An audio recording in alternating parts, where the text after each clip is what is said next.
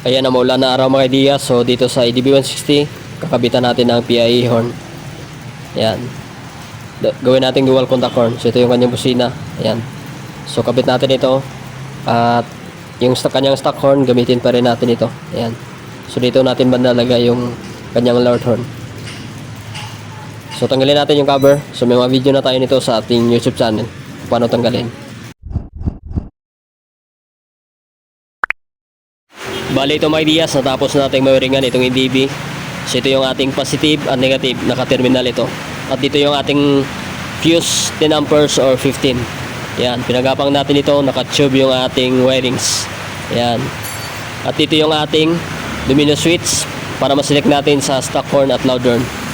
Pagkatapos yan, pinagapang natin ito. Yan, dito yung ating relay.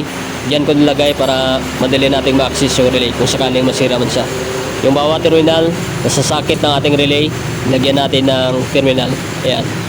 At pagkatapos mga ideas, lagyan na natin ng tube. Ayan. Para hindi madaling masira yung ating wirings. Ito yung naka-syncable tube tayo. Ayan. So dito, yung negative natin sa battery, nakakonect pa rin yan sa body ground. Yan, lagyan natin para solid yung kanyang contact. So ito yung ating loud horn. Yan, naka-terminal din yan. So ito yung ating switch. Sa pag-switch natin sa taas, ayan, yung kanyang loud horn. Sa ilalim yung kanyang stock horn. So try na natin mga ideas.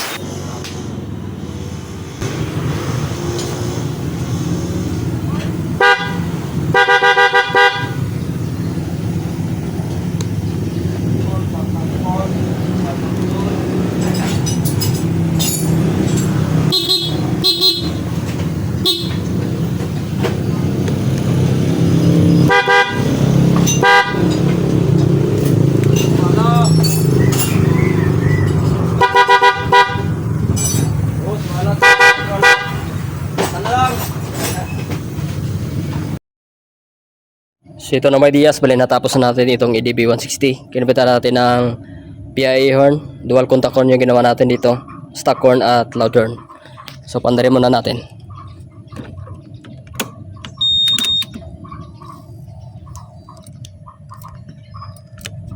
Pandarin muna natin mga ideas.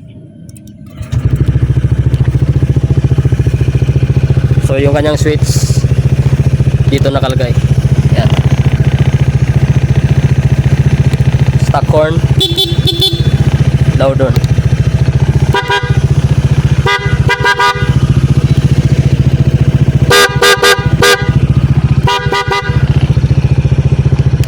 Yan.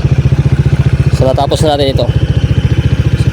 So marami na tayong video nito at marami na rin tayo na install nito na dual contact horn. So kapag ganito mga ideas, kapag hindi sa tutunog, so ang check nyo lang yung kanyang fuse. Yan. So yan yung kadalasan kapag nag-lose contact, fuse lang i-check nyo. At minsan nasa busina lang yan. So depende sa quality ng busina. So dito sa EDB kasi wala ganong space dito sa kanyang harapan. Sa mga Inmax meron. So yung sa Inmax na kinabit natin, dito natin nilagay. Yan. So nakatago sa dito. Yan. Tapos na tayo dito sa EDB 160. Peace out.